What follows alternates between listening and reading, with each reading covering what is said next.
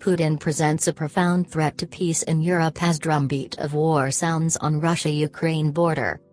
Hear Ukrainian Deputy PM's message for Europe amid Russia tensions. 152.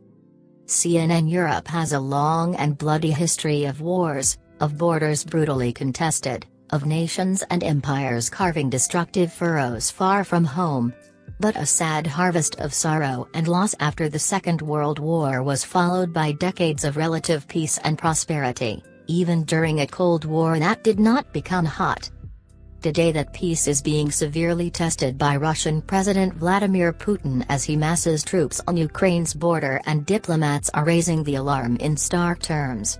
The U.S. ambassador to the 57-nation, globe-straddling Organization for Cooperation and Security in Europe, Michael Carpenter, warned on Thursday that European security is facing a crisis and the drumbeat of war is sounding loud. Putin, whose nation buried tens of millions of its own in European wars, is unearthing fresh grievances about the post-World War peace, specifically the role of NATO, the transatlantic defensive alliance and counterpoint to Russia's predecessor, the Soviet Union. Last summer, in a 20-page document citing centuries of blood-spattered history, Putin laid claim to Ukraine, which in 1991 regained its independence following the Soviet Union's collapse, stating Russians, Ukrainians, and Belarusians are all descendants of ancient Rus, which was the largest state in Europe. He concluded our spiritual, human and civilizational ties formed for centuries have their origins in the same sources. True sovereignty of Ukraine is possible only in partnership with Russia. As commander of the world's fifth largest army, and barely halfway through unexpected almost 4-decade rule, Putin is setting the stage to stake his claim just as his ancestors did, positioning forces on Ukraine's border awaiting his command. Having already invaded Crimea in 2014, fears Russian troops will again cross the border have never been higher. The past week of talks, bilaterally with the US in Geneva Monday, with NATO in Brussels Wednesday and culminating at the OSCE in Vienna on Thursday, which were meant to ease tensions, seem to have achieved the opposite and entrenched Putin's emissaries in hostile rhetoric.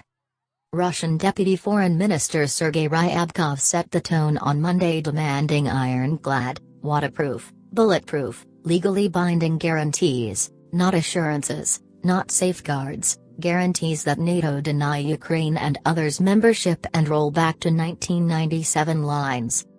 2 days later, after NATO talks in Brussels, another Deputy Foreign Minister, Alexander Grushko, threatened force if they don't get what they want. We have a set of legal military technical measures that we will apply if we feel a real threat to our security, and we already feel it, he said. By Thursday, when talks reached the OSCE, whose territory circumnavigates the northern hemisphere from Russia's easternmost frozen tundra to Alaska's icy western tip, and where both Russia and Ukraine are members, a diplomatic permafrost had formed. Russia's OSCE ambassador, Alexander Lukashevich, warned of a moment of truth with catastrophic consequences if Russia's principles are violated. In Moscow Friday, Putin's long-serving foreign minister Sergei Lavrov warned the West got carried away, and tapping into Russian folklore, hinted Putin's diplomacy may have run its course, saying, "We have been harnessing slowly, but now it's time for us to ride." The same day, Ukrainians woke to a massive cyber attack taking down government websites. Russia hasn't claimed responsibility, but Europe's top diplomat Josep Borrell left little doubt who he thinks was behind the attack, saying, "It's difficult to say who is behind it. I can't blame anybody as I have no proof, but we can imagine." By Russian design or the stuttering effects of stalling diplomacy, the talks are seeding spiraling consequences. Borrell promised countermeasures to the cyber attack. "We are going to mobilize all our resources to help Ukraine to tackle this cyber attack. Sadly, we knew it could happen." In the US, President Joe Biden's National Security Advisor Jake Sullivan on Thursday suggested Putin may have given up on talks with none scheduled in the days ahead. And on Friday the US raised the stakes further, charging that Moscow had pre-positioned a group of operatives to execute an operation designed to look like an attack on them or Russian-speaking people in Ukraine to create a reason for a potential invasion, according to Pentagon spokesperson John Kirby. The Kremlin strenuously denied the accusation. What happens next? On Friday, Ukrainian President Volodymyr Zelensky invited Biden and Putin to hold three-way talks to discuss the security situation, according to Ukrainian state media outlet Ukrinform. Lavrov has stated he believes NATO needs to make the next move. "We are waiting for answers from our colleagues, written answers, put on paper." But Jens Stoltenberg, NATO's Secretary-General, told CNN on Wednesday that it's up to Russia to respond to NATO's diplomatic outreach on arms control talks and other reciprocal military agreements. "We are waiting for the answer to our proposal to convene a meeting addressing a wide range of important issues for European security," he said. U.S. Secretary of State Antony Blinken also indicated the U.S. is waiting on the Russian president. Is he going to choose the path of diplomacy and dialogue to resolve some of these problems?